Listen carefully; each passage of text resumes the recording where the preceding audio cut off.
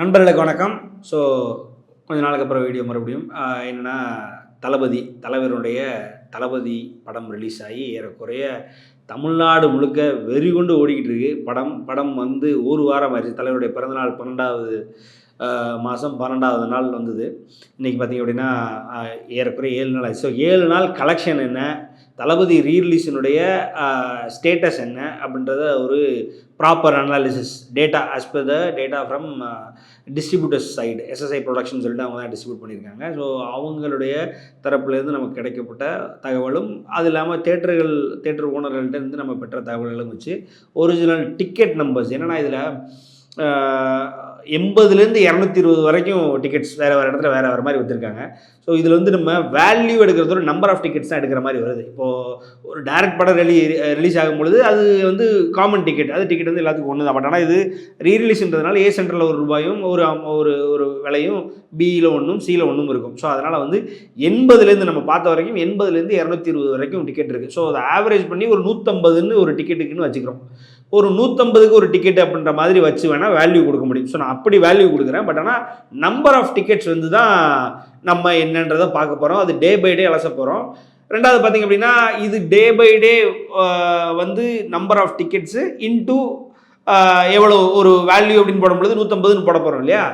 இதில் day by day பார்த்திங்க அப்படின்னா ஆல்மோஸ்ட்டு ஒரு 80% ரிலீஸ் ஆனால் 500 ஸ்க்ரீன்லேயும் பார்த்தீங்கன்னா முதல்ல ஒரு 200 ஸ்க்ரீனில் 150 ஸ்க்ரீன்லன்னு சொன்னாங்க.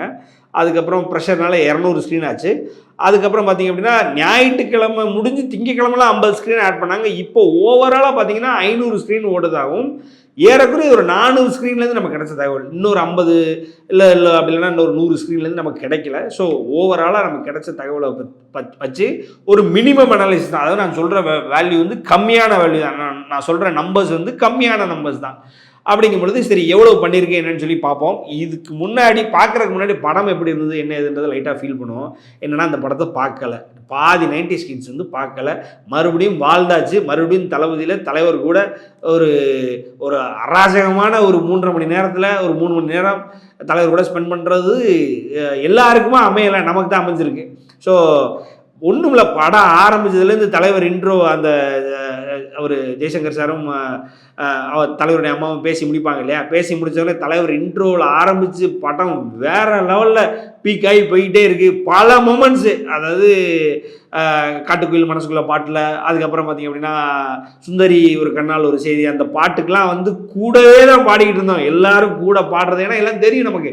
ஸோ கூடவே பாடுறோம். அதில் வர்ற ஒவ்வொரு மொமெண்ட்டாக. அதுக்கப்புறம் பிரேக்கப் சீனுக்கெலாம் பசங்க பிச்சுக்கிட்டானுங்க. என்னென்னா பிரேக்கப் சீன்லாம் ஏதோ இவனுங்களுக்கே ஆன மாதிரி சின்ன பசங்க, அதாவது அந்த படம் வந்திருக்கும் பொழுது அவங்க அப்பா அம்மாவுக்கே கல்யாணம் இருக்காது, அப்படியான பசங்கள்லாம் வந்து தலைவருடைய பிரேக்கப்பை ஏறக்குறைய வந்து இவங்களுக்கு நடந்த மாதிரி கொண்டாடினாங்க. அதெல்லாம் பார்த்தோம். அதுக்கப்புறம் பார்த்திங்க அப்படின்னா கடைசியில் போயிட்டு சோபனா மீட் பண்ணுற சீன் இருக்கு இல்லையா. தலைவர் வந்து அதாவது நம்ம பிரேக்கப் ஆகி ஒரு பொண்ணு கூட பிரேக்கப் ஆனால் அது இன்னொரு பையனை கல்யாணம் பண்ணியிருந்தால் அந்த பொண்ணை நம்ம சந்திக்கிற அந்த மொமெண்ட்டெல்லாம் வந்து ஃபீல் பண்ணானுங்க. ஸோ 2K கிட்ஸ் தான் படத்தை ரொம்ப கொண்டாடினானுங்க. இப்போ கூட இன்னைக்கு காலையில் கூட ஒன்றும் இல்லை பார்த்திங்க அப்படின்னா சிம்பிளாக காலேஜ் ஸ்டூடெண்ட்ஸ் மட்டும் தான் உள்ள இருக்கிறாங்க. காலேஜ் ஸ்டூடெண்ட்ஸ் அஃப்கோர்ஸ் கட்டடிச்சுட்டு போகிறது நமக்கு தெரியும். பட் ஆனால் அவங்க தளபதியை கட்டடிச்சுட்டு போயிட்டு தளபதி மொமெண்ட்டை வந்து ரீலீவ் பண்ணுறதெல்லாம் வந்து தலைவருக்கு மட்டுமே சாத்தியமான ஒரு விஷயம். அவ்வளோ அழகாக அதை கொண்டாடிட்டு இருந்தாங்க. ஸோ ரொமான்டிக் ஏங்கிள் அப்படி கொண்டாடப்பட்டது. சரி, நமக்கு தலைவருடைய அந்த ரெகட்னஸ் தானே வேணும்.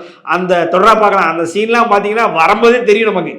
ஏன்னா 50 தடவை 100 தடவை பார்த்துருக்கோம். தேட்டரில் பார்க்கல, ஆனால் தேட்டரில் அதை பார்க்க போகிறோம் இல்லையா. ஸோ தொடராக பார்க்கலான்ற சீன்லாம் எதிர்பார்த்து உட்காந்துருக்கோம். அது ஆரம்பித்த அந்த சீன் ஆரம்பிக்குது, அந்த மொமெண்ட்லேருந்தே சவுண்டுனா அப்படி காது கிளியும். புது படம் தோற்றுரும், புது படம் ரிலீஸ் தோற்றுரும். அந்த அளவுக்கு கத்திக்கிட்டு வச்சுக்கிட்டு பல சீன்ஸு. அப்புறம் தலைவர் கடைசியில் கலைவர்தனை கொள்வது வைக்கிறது, இதுக்கு நடுவில் அவங்க அந்த ஃப்ரெண்ட்ஷிப்பினுடைய முக்கியமான இடங்களில் எங்கெங்கே வந்து என் நண்பனை பார்த்தீங்கன்னா, சூர்யாவை பார்த்தீங்கன்னா, தளபதியை பார்த்தீங்கன்னா அப்படிங்கும் பொழுதுலாம் தியேட்டர் ஆர்ப்பரிச்சுது. ஸோ ஒரு ப்ராப்பரான தலைவர் படத்தை, அதாவது ப்ராப்பரான தலைவர் படம்னு சொல்கிறதோட தலைவர் மணிரத்னம் படத்தை பார்த்த ஒரு சந்தோஷம். தலைவரை இப்போது எனக்கு தெரிய தலைவருடைய 170 படங்களில் ஒரு படத்தை சூஸ் பண்ணுன்னு பல ரஜினிகள்கிட்ட சொன்னீங்க அப்படின்னா தளபதி அதை டாப் 5ல் வச்சுருப்பாங்க கண்டிப்பாக. அப்படியான ஒரு படத்தை மறுபடியும் வந்து தியேட்டரில் பார்த்து கொண்டாடியாச்சு. மணிரத்னத்தினோட எத்தனை ஆங்கிள் தெரியுமா, அதாவது ஃப்ரேம்ஸ் பார்த்திங்க அப்படின்னா இப்போ வைக்கிறானுங்க. அதாவது அப்போவே அவ்வளோ அழகான ஃப்ரேம்ஸ், அவ்வளோ நேர்த்தியான ஃப்ரேம்ஸை வச்சு தலைவரை வந்து அவருடைய மாசை, அவருடைய பீக் ஸ்டார்டமை இப்படி தான் காட்டணும் அப்படின்னு மணிரத்னம் செதுக்கி அந்த படத்தை எடுத்திருக்காரு அப்படின்றத மட்டும் தெரிஞ்சுது. அவ்வளோ அழகாக அந்த படத்தில் போய் வாழ்ந்துட்டு வந்தது வந்து ஒரு மறக்க முடியாத ஒரு ஒரு ஒரு ஒரு வாழ்நாளில் எனக்கு வந்து எனக்கும் இல்லை, தலைவர் ரசிகர் நம்ம எல்லாருக்குமே வந்து ஒரு மறக்க முடியாத ஒரு டே அது. ஸோ அதில் ஒரு வாழ்ந்தாச்சு. இப்போ சரி, அவருடைய படம் ரிலீஸ் ஆயிடுச்சு. அவருடைய படம் ரிலீஸ்னா கேட்க தேவையில்ல, கோடான கோடிகளை கொட்டுறவர் அவர். இது வரைக்கும் most profitable actor ever in Indian cinema, இல்லைனா வேர்ல்டு சினிமா அப்படின்னா போட்ட பணத்தை திருப்பி எடுத்து கொடுத்து லாபத்தையும் கொடுக்க முடியும். In terms of percentage, in terms of ரேஷியோனா அதில் சூப்பர் ஸ்டார் ரஜினிகாந்த் மட்டுமே தான் இருக்காரு, வேறு யாரும் இல்லை. பல பேர் பல நேரங்களில் பல தோல்வி படங்களை கொடுத்து பல ப்ரொடியூசர்களை என்ன சொல்கிறது காலியாக்கி இருக்கிறாங்க. ஆனால் சூப்பர் ஸ்டார் ரஜினிகாந்த்னால காலியான ஒரு ப்ரொடியூசர் கிடையாது, ஒரு டிஸ்ட்ரிபியூட்டர் கிடையாது. அப்படியே அந்த ஒரு படத்துக்கு நடந்தாலும் அடுத்த படத்தை கூப்பிட்டு மறுபடியும் கொடுத்துருவாரு. அப்படிப்பட்ட ஒரு சூப்பர் ஸ்டார். அவருடைய நேரடி படங்களுக்கு இந்த மாதிரி அமைச்சார். அவருடைய ரீரிலீஸ் படங்களுக்கும் ஒரு ரீரிலீஸ் படத்துலையும் பார்த்தீங்க அப்படின்னா ஒரு புதுமை உருவாக்கினவர் அவர் தான். அதாவது அவருடைய கரியர் ஒஸ்ட் ஃப்ளாப் படமான பாபாவை ரீரிலீஸ் பண்ணி அதன் மூலயமா 13 கோடிகளை ஈட்டிய முதல் திரைப்படமும் முதல் மனிதரும் சூப்பர் ஸ்டார் ரஜினிகாந்த் தான். எவனுக்குமே ஃப்ளாப் படத்தை ரீமேக் பண்ணுன்ற தாட்டே இருக்காது. அந்த தாட்டை உருவாக்கி, அந்த தாட்டை ஆக்ஷன் ஆக்கி, அந்த ஆக்ஷனை செயல்படுத்தி வெற்றி பெற்ற முதல் நடிகர் அப்படின்னா இது ஹாலிவுட்லேயே நடக்காத ஒரு சரித்திரம். அந்த சரித்திரத்தை உருவாக்கிய சூப்பர் ஸ்டார் ரஜினிகாந்த் தான். அப்படிப்பட்ட பாபா ரீரிலீஸ் வந்து 13 கோடி ஈட்டியது. அதற்கப்புறம் கில்லி கில்லி வந்து விஜய்க்கு ஓடுற ஒரே படம். அப்படிங்கும்போது அந்த படத்தை வச்சு மறுபடியும் வந்து காசு பார்க்குறது பெரிய விஷயம் இல்லை. அதை வச்சு காசு பார்த்து ஏறக்குறைய பாபாவினுடைய கலெக்ஷனை முந்தினதான் அவங்க கிளைம் பண்ணிக்கிறாங்க. அவங்க பொதுவாகவே 10 அப்படின்னா பக்கத்தில் ஒரு சேவர் போட்டு 100 எழுதுற ஆளுங்க. ஸோ அதனால் வந்து அதை நம்ம ஏற்றுக்கிறோம், சரி ரைட் ஓகே. பட் ஆனால் இந்த தளபதியினுடைய கலெக்ஷன் அப்படின்னா ஜென்யூனான கலெக்ஷன்ஸ் வந்து ஏறக்குறைய பாபா கில்லியை வந்து முந்திரும் அப்படின்ற மாதிரி தான் இருக்குது. ஏன்னா 7 நாளுகள்லேயே, அதாவது விஜயனுடைய படம் வந்து அவங்க என்ன கிளைம் பண்ணுறாங்கன்னா 14 கோடி கலெக்ட் பண்ணிருக்குன்னு கிளைம் பண்ணுறாங்க. அதாவது பாபாவினுடைய எப்பவுமே இந்த 1 கோடி கூட வச்சுருவாங்க, 50 லட்சம் ஒரு லைக் கூட பண்ணல, அந்த மாதிரி பாபாவுடைய 1 கோடி கூட வச்சு 14 கோடின்றாங்க. ஆனால் அந்த 14 கோடியை கலெக்ட் பண்ணுறதுக்கு விஜய்க்கு கிட்டத்தட்ட 25 நாட்கள் தேவைப்படுது. ஆனால் அந்த 14 கோடியில் கிட்டத்தட்ட 80% கலெக்ட் பண்ணுறதுக்கு சூப்பர் ஸ்டார் ரஜினிகாந்தினுடைய தளபதிக்கு 7 நாள் தான் தேவைப்பட்டிருக்கு. இதுதான் சூப்பர் ஸ்டார் ரஜினிகாந்த். சரி, நம்ம நம்பர்ஸ்க்குள்ள போயிடுவோம். நம்பர்ஸ் பார்த்தீங்க அப்படின்னா தேர்ஸ்டே, அதாவது தலைவருடைய பிறந்த நாள், அந்த முதல் நாள் மட்டும் 2.2 லட்சம், அதாவது 2.2 lakhs டிக்கெட் சோல்ட் ஆயிருக்கு. இது வந்து தேர்ஸ்டே அவருடைய பிறந்த நாள். அப்புறம் வெள்ளிக்கிழமை ஒரு டிப் இருக்கும் இல்லையா, 1.3 lakhs வெள்ளிக்கிழமை போயிருக்கு. வெள்ளிக்கிழமை வந்து 1.3 லட்சம் டிக்கெட்டுகள் போயிருக்கு.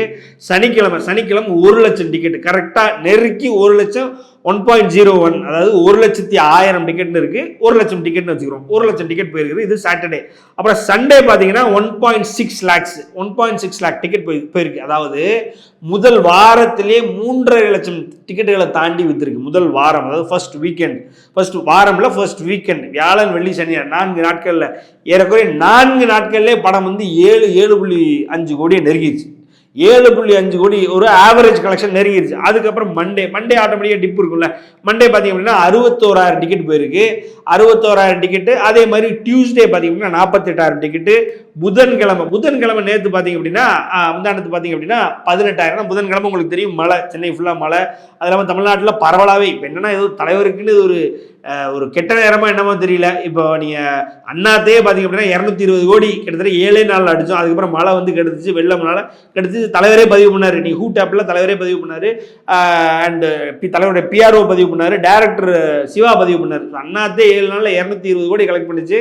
அது மழையினால கெட்டு போச்சு. அதுக்கப்புறம் நீங்கள் வேட்டைன்னு பார்த்தீங்க அப்படின்னா படம் வந்து 4 நாளில் திங்கக்கிழமையிலேருந்து கிட்டத்தட்ட 5 நாள் பார்த்தீங்க அப்படின்னா ரெட் அலர்ட் ஆரஞ்சு அலர்ட் போட்டு அந்த படத்தை தமிழ்நாட்டில் மட்டும் நம்பர் 1 இல்லாமல் ஆக்கிட்டாங்க. என்னன்னா தமிழ்நாட்டை தவிர எந்த மாநிலத்தில் ரிலீஸ் ஆச்சோ அந்த மாநிலத்தில் இன் டர்ம்ஸ் ஆஃப் கலெக்ஷனில் நீங்கள் பார்த்தீங்க அப்படின்னா வேட்டையன் தான் நம்பர் 1. ஆனால் தமிழ்நாட்டில் மட்டும் கோட்டு நம்பர் 1. அது காரணம் என்னன்னா மழை வந்து வேட்டையனுக்கு கட்டுச்சு. என்ன தெரியல, தலைவருக்கு வர்ணபவனுக்கு என்ன பிரச்சனைன்னு தெரியல. தளபதி ரீரிலீஸ் அப்போ மழை வந்து கெடுக்குது. ஸோ பார்த்தீங்க அப்படின்னா புதன்கிழமை முந்தானத்து பார்த்தீங்க அப்படின்னா 18,000 டிக்கெட் தான் விற்றுருக்கு. ஸோ விஷயம் என்னென்னா ஓவராலாக பார்த்தீங்க அப்படின்னா இப்போ நெருக்கி, அதாவது தேர்ஸ்டே 2.2 lakhs, அதுக்கப்புறம் Friday, Saturday, Sunday, Monday, Tuesday, Wednesday, இந்த மொத்த டிக்கெட் நம்பர்ஸ் வச்சு பார்க்கும் பொழுது ஏறக்குறைய, அதாவது 9.60 லட்சம் கலெக்ட் பண்ணியிருக்கு அப்படின்னு சொல்லப்படுது. அதாவது 150 ஆவரேஜ் டிக்கெட் ரேட் 150 போட்டால் கிட்டத்தட்ட 9.5 கோடியை தாண்டி இருக்கு. ஸோ 9.5 கோடியை ஒரு படம் பண்ணுறது வந்து ரீரிலீஸில் சாத்தியமே இல்லாத ஒன்று, அதை சாத்தியப்படுத்தி காட்டவர் சூப்பர் ஸ்டார் ரஜினிகாந்த். எப்படி ஓடாத படத்தை மறுபடியும் ரிலீஸ் பண்ணி ஓட வச்சு இத்தனை கோடிகளை கலெக்ட் பண்ணாரோ அதே மாதிரி தளபதியை ஓட வச்சு கலெக்ட் பண்ணிட்டாரு.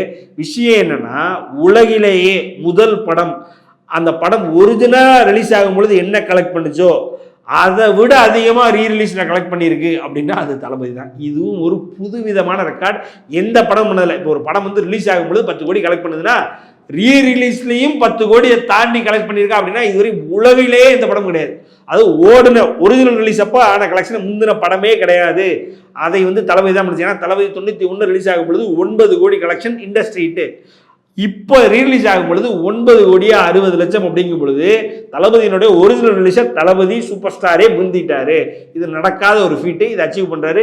இன்னும் போக போல இப்போ பார்த்தீங்க அப்படின்னா இன்னைக்கு வந்து விடுதலை 2 ரிலீஸ் ஆயிருக்கு. ஸோ ஆட்டோமேட்டிக்காக விடுதலை 2 அப்படி அப்படிங்கும்போது ஸ்க்ரீன்ஸ் கம்மியாகும். பட் ஆனால் படம் எப்படியும் 25 நாள், தளபதி 25 நாள் கண்டிப்பாக ஓடும். 25 நாள் ரன் அப்படின்னு பார்க்கும் பொழுது பாபாவையும் முந்தும், கோட்டையும் ஏன்னா கில்லியையும் முந்துறதுக்கான வாய்ப்புகள் எல்லாமே இருக்கு.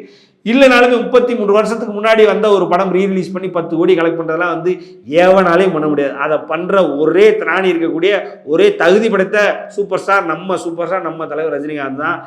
அந்த ஒரு சந்தோஷத்தோட அப்புறம் தளபதியை நம்ம தியேட்டரில் பார்த்தா அதே சந்தோஷத்தோட மறுபடியும் டிக்கெட்டை புக் பண்ணி மறுபடியும் பார்க்க குடும்பத்தோடு போங்க அப்படின்றது மட்டும்தான் என்னுடைய ரெக்வஸ்ட்டு. நன்றி, வணக்கம்.